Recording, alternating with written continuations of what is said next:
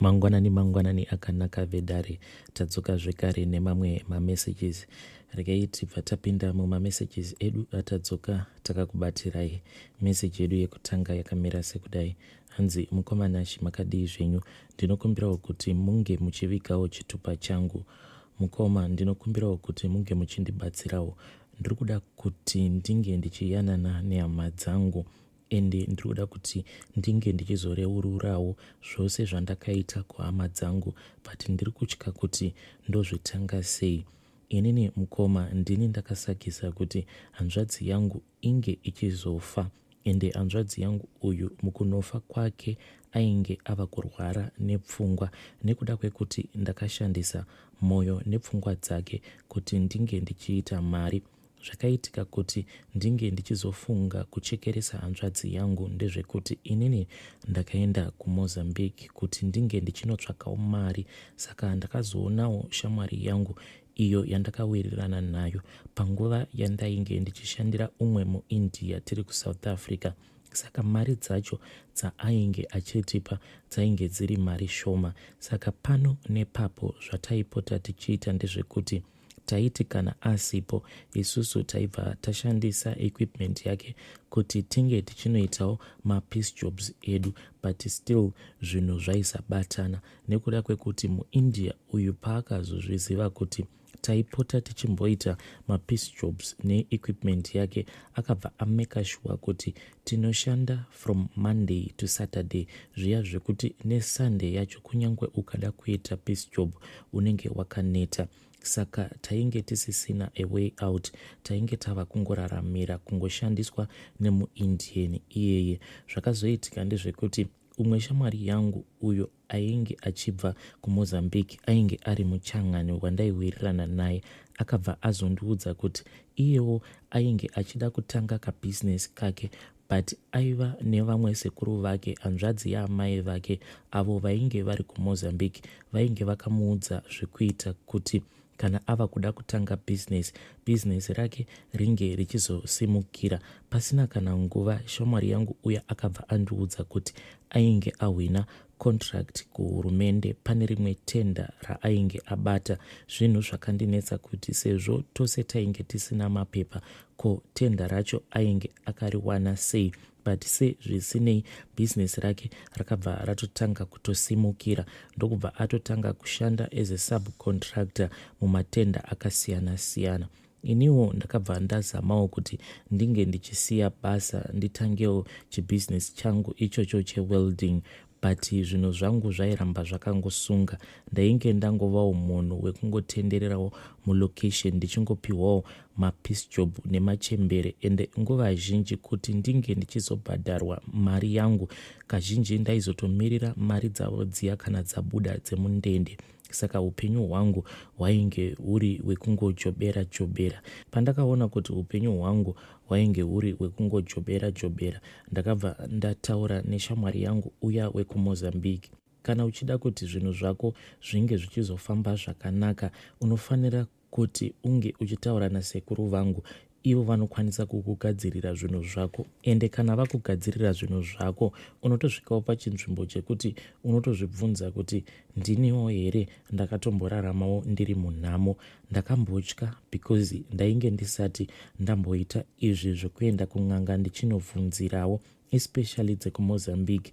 Ndainge ndichingonzwa kuti vanhu vazhinji vakaromba vakaenda kunorombera kuMozambique, but nekudawo kwenhamo yainge yapinda mumba mangu, nekuti panguva yacho iyoyo mudzimai wangu ainge akazvitakura, ende mimba yacho yaainge akasenga yaipota ichingomurwarisa.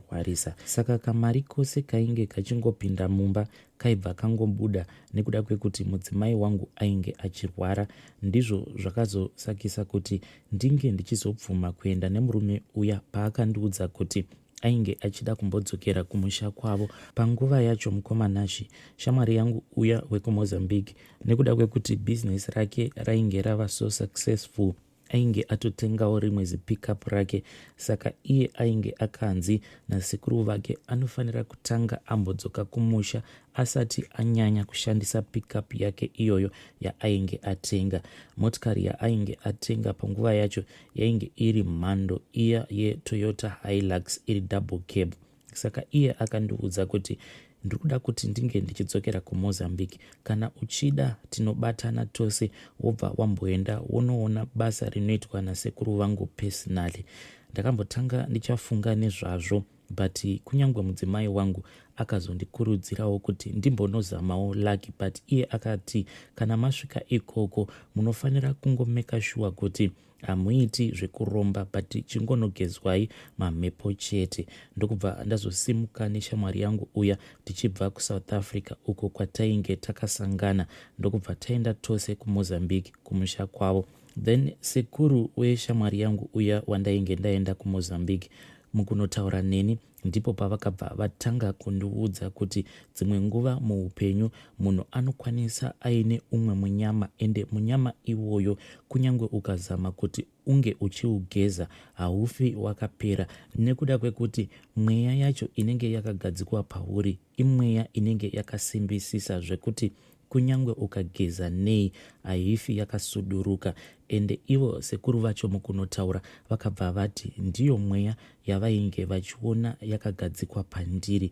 Vakanditi kunyange ndikaenda ndikanogezezwa murwizi runoyera sei, mweya yainge yakagadzikwa pandiri hayaimbofa yakazombosuduruka. Saka ivo vakabva vati kuti ndinge ndichizobudirirawo muupenyu, kana kuti ndinge ndichizobatawo zvinhu zvinoendeka mukati mekurarama kwangu, ndinofanira kuti ndinge ndichitsvakirwawo chimwe chinhu chinopota chichindibatsira, kunyange mweya iya ikapota ichipfachura mari dzandinenge ndichiwana, but chiya chandinenge ndawana chinopota chichinditsvakira mari, chinhu ichocho chinenge chichinditsvakira mari inenge yakawandisa zvekuti kunyange mari iyoyo ikapfachurwa sei haimbofi yakapera. In short, sekuru ava vainge vachindiudza kuti ndinofanira kuti ndinge ndichiromba. Apa ndainge ndatova paground, ndakambofunga zviya zvandainge ndaudzwa nemudzimai wangu kuti kana masvika ikoko chingozamai kuti munge muchingogezwa mamhepo acho amuri kufungidzira kuti munawo neminyama yose yamuri kuti munayo. But at that time ndakabva ndangoita give in, ndikati kufa kwemurume kubuda hura, ndokubva ndangobvuma zvose zvandainge ndaudzwa nasekuru vaya veshamwari yangu iyo yandainge ndasangana nayo patainge tichiri kuSouth Africa. Sekuru vaya vakabva vangoti dyo pamudzi wenyaya. Ivo vakabva vati muzukuru, pari kudiwa moyo nepfungwa yehama. Zvinhu izvi zvinofanira kuti zvinge zvichitorwa pahama yako yaunodisisa. Sekuru vaya pavakandiudza kuti painge pachidiwa moyo nepfungwa dzehama yangu yandainge ndichidisisa, sekuru vaya vakabva vati zvinoitika pamwoyo wemunhu, mwoyo wemunhu haunyepi. Maziso emunhu anokwanisa kuvanza chokwadi, but mwoyo wemunhu haufi wakavanza chokwadi. Izvi vainge vachindiudza panguva iyo yavakanditi vainge vachida kunondipinza mune imwe imba iyo yavainge vachiti ndiyo classroom yavo. Takati tanopinda mumba imomo, ndakabva ndaona zveshuwa kumadziro kuti kwakabva kwabuda umwe mufananidzo, ende mufananidzo uyu wainge uri wehanzvadzi yangu. Panguva yacho iyoyo hanzvadzi yangu paakabuda akaita semufananidzo kumadziro, ndainge ndichitoona zvose zvainge zvichiitika panguva yacho iyoyo. Hanzvadzi yangu panguva yacho iyoyo ainge atori mubishi rekunetsana nemurume wake. Ivo sekuru vaya vakabva vati oraiti, ndiye waunodisisa ka uyu pahama dzako dzose mumwoyo mako. Inini ndikabva ndati hongu sekuru. Ivo vakabva vati unofanira kuti unge uchizomuitira plani kuti agare pedo newe kana mazuva ake ekuti ange achizofa ava pedo. Saka ndakati ndadzokera kuSouth Africa, sekuru vaya vainge vandiudza kuti panguva yose yandichange ndichiita mhiko idzodzo ndichange ndichingofamba ndichisangana nemari, as in kungoti ndikangofamba ndobva ndangonhonga mari kusvikira ndazozadzikisa mhiko dzose idzo dzavainge vandiudza kuti ndaifanira kuti ndinge ndichizodzizadzikisa. Saka ndakati ndadzokera kuSouth Africa, ndakati ndichingonoburuka mumotikari yemurume uya, chinhu chandakatanga kusangana nacho mukoma imari. Nekuda kwekuti ndakaburukira pagedhi remurume uya, ndakati ndichingonoburuka mumotikari make ndokubva ndatonhonga mari. Saka ndaiti kana ndikanhonga mari pane mamwe mazwi ainge achitaura neni. Ndakati ndanhonga mari iya, ndakatanga kunzwa mamwe mazwi ainge achizevezera munzeve dzangu.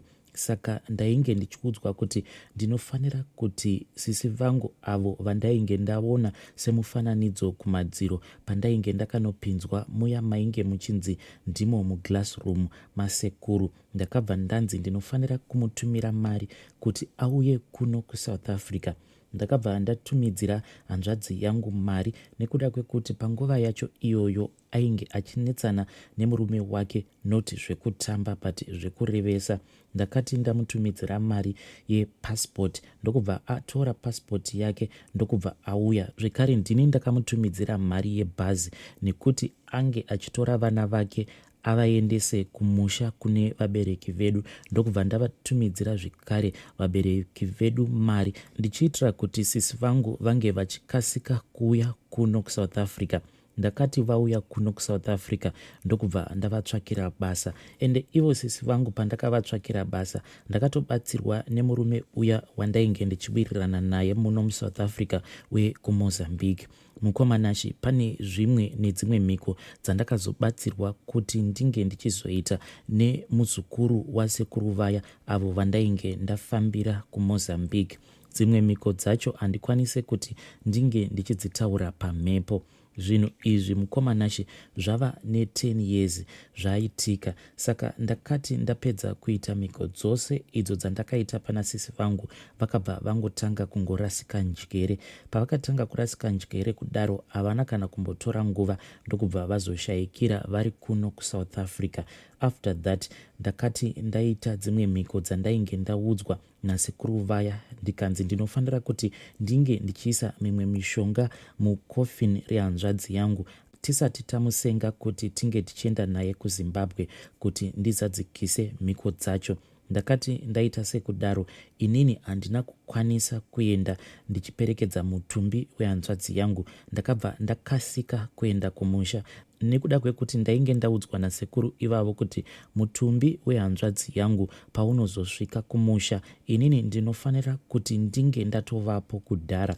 Ende ndasvika kumusha ikoko ndainge ndakaudzwa kuti tinofanira kutogara tachera guva rake, nekuti ivo vaizouya mumweya usiku paguva rake kuti vange vachizoroverera hoko dzavo ipapo kuti ivo sisi vangu vasazondimukira chipoko. Saka ndakati ndasvika kumusha kuya, semunhu ainge avawo nemari dzake, ndakabva ndangotanga kungoudzirawo vanhu zvekuita. Munhu wose ainge akaomerwa, hakuna kana aiva nemari. Saka munhu wose ainge achingotevedzera zvose zvandainge ndichida kuti zvinge zvichiitwa panguva yacho iyoyo.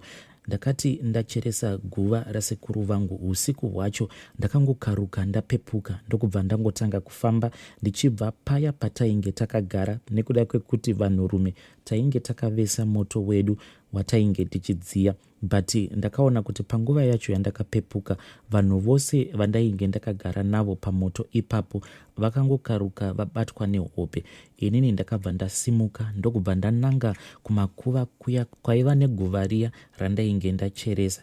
Ndakati ndichinosvika kumakuva kuya ndakabva ndasangana nedzimwe imbwa idzodzo dzandakasangana nadzo handizive kuti dzainge dzakaita kunge mhukavani nekuti dzaiita kunge imbwa. but at the same time dzichiita kunge mapere. Imbwa idzodzo dzakati dzava kuda kunondiruma, ndipo pandakazonzwa izwi iro randakanzwa kuti rainge riri rasekuru vaya vandainge ndafambira pandakaenda kunoromba kuMozambique. Vairakidza kuti vainge vachidzidzora. Imbwa dziya ndidzo dzakazondiperekedza kuti ndinge ndichisvika paguva riya randainge ndacheresa, nekuti pandakasvika kumakuva ikoko, kumakuva kuya kwakabva kwachinja ende kwakabva kwaita kunge rainge rava sango zvekuti ndiri ndega ndaisakwanisa kuwana paya paiva neguva randainge ndacheresa masikati. Imbwa dziya ndidzo dzakazondiperekedza dzichienda neni uko kwainge kwakamira sekuru vaya. Sekuru vaya vakabva vaita mhiko dzavo ndokubva vanditi ndinge ndichidonhedzera mimwe mishonga iyo yavainge vachinditambidza muguva imomo. Ndakati ndapedza kuitiswa zvose zvandainge ndichiitiswa nasekuru vaya ndokubva ndadzokera zvangu. Ndakati ndichinogara pasi, murume wose wandainge ndigere naye pamoto uyo watainge tichidziya, munhu wose akabva angopepuka, but hapana kana akambogara aziva kuti ndainge ndatombosimuka ndikaenda kumakuva. Mutumbi wasisi vangu wakazosvika uchibva kuSouth Africa, ndokubva tazovaviga sisi. Inini ndikabva ndazodzokawo kuSouth Africa, business rangu rikabva ratanga kusimukira. Inini handina kana kuzombogarawo nekuda kwekuti ndainge ndaudzwa kuti kana sisi vangu vavigwa, inini ndaifanira kuti ndinge ndichikasika kudzoka kuno kuSouth Africa ivo mutumbi wavo sisi usati washata. Saka ndakati tichivaviga sanhasi, then zuva rinotevera ndakabva ndaita sekunge ndainge ndareceiva SMS ichibva kune umwe munhu uyo ainge achida kundipa basa kuno kuSouth Africa. Ndakabva ndatora mudzimai wangu nemwana wangu ndokubva tadzokera zvedu kuSouth Africa.